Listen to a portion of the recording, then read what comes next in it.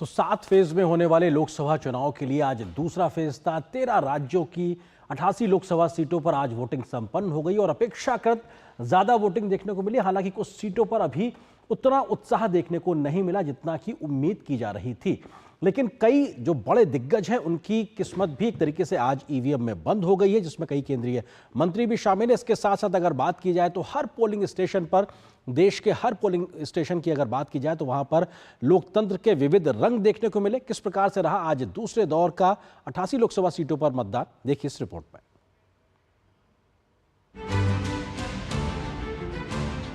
लोकतंत्र के महापर्व में उत्तर से दक्षिण तक और पूरब से पश्चिम तक मतदाताओं ने बढ़ चढ़कर हिस्सा लिया। सुबह से ही मतदान केंद्रों पर वोटरों की लंबी कतार देखने को मिली। इसी के साथ लोकसभा चुनाव के दूसरे चरण के तहत 12 राज्यों और एक केंद्र शासित प्रदेश की 88 सीटों पर मतदान पूरा हो गया।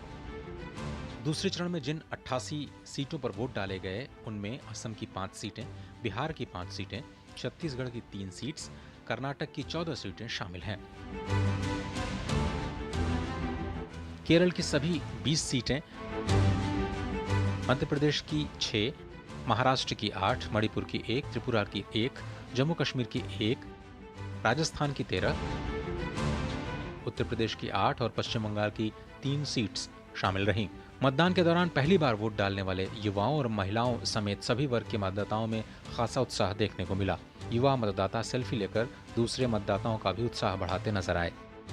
मुझे बहुत अच्छा फील हो रहा है। मेरा एक्सपीरियंस बहुत अच्छा था फर्स्ट टाइम वोट करने का, और मैं सबको यही कहूंगी कि उनको अपना वैल्यूएबल वोट कास्ट करना चाहिए। हमारे तो यही अपील है सबसे कि आप सबसे पहले अपना वोट दें, अपनी रिस्पॉन्सिबिलिटी निभाएं, उसके बाद कोई भी काम। देश भर में मतदान केंद्रों पर चुनाव के अलग अलग रंग भी देखने को मिले। दिव्यांगों और बुजुर्ग मतदाताओं ने भी मताधिकार में बढ़ चढ़कर हिस्सा लिया। मैं तो ये बोलती हूँ कि सबको वोट डालना चाहिए। देश का निर्माण करना है तो वोट डालो, अच्छे मतलब नेता को वोट डालो जो देश के लिए काम करे, अपने लिए काम ना करे। कुछ ऐसे नज़ारे भी सामने आए जहां मतदान केंद्रों पर नवविवाहित जोड़ों ने भी मताधिकार का इस्तेमाल कर समाज को लोकतंत्र के प्रति अपनी आस्था का संदेश दिया। मतदान में आम लोगों के साथ साथ खास लोगों ने भी मताधिकार का इस्तेमाल किया। लोकसभा अध्यक्ष ओम बिरला ने कोटा राजस्थान से, भाजपा प्रदेश अध्यक्ष सीपी जोशी ने चित्तौड़गढ़, केंद्रीय मंत्री गजेंद्र सिंह शेखावत ने जोधपुर, पूर्व मुख्यमंत्री वसुंधरा राजे ने झालावाड़ में मतदान किया। कांग्रेस के वरिष्ठ नेता शशि थरूर ने तिरुवनंतपुरम में और निर्दलीय प्रत्याशी पप्पू यादव ने पूर्णिया में मतदान किया। पूर्व मुख्यमंत्री अशोक चौहान ने नांदेड़ में और केरल भाजपा अध्यक्ष के सुरेंद्र ने वायनाड में मतदान किया है। केरल के त्रिशूर से भाजपा उम्मीदवार और अभिनेता सुरेश गोपी ने भी वोट डाला, तो कांग्रेस महासचिव के.सी. वेणुगोपाल ने केरल में अलप्पुझा में मतदान किया। दूसरे चरण में कई केंद्रीय मंत्रियों और पूर्व मुख्यमंत्रियों ने भी चुनावी मैदान में किस्मत आजमाई है। इनमें कांग्रेसी नेता राहुल गांधी, लोकसभा अध्यक्ष ओम बिरला, केंद्रीय मंत्री गजेंद्र सिंह शेखावत, पूर्व मुख्यमंत्री भूपेश बघेल, हेमा मालिनी, अरुण गोविल, शशि थरूर और राजीव चंद्रशेखर जैसे नाम शामिल हैं, जिनकी किस्मत दूसरे चरण के मतदान के साथ ही ईवीएम में कैद हो गई है। साथ ही 1202 उम्मीदवारों की किस्मत का फैसला भी ईवीएम में बंद हो गया है।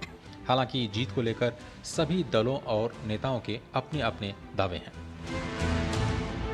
इस बार आम चुनाव कुल 7 चरणों में हो रहे हैं। आखिरी चरण का चुनाव 1 जून को होगा, लेकिन जनता किसको अपना देगी जनादेश, ये 4 जून को ही पता चल पाएगा। DD news. तो 2 दौर का वोटिंग खत्म हो गई है, लेकिन तीसरे दौर के लिए प्रचार भी लगातार जारी है। इस खबर को दिखाएंगे, लेकिन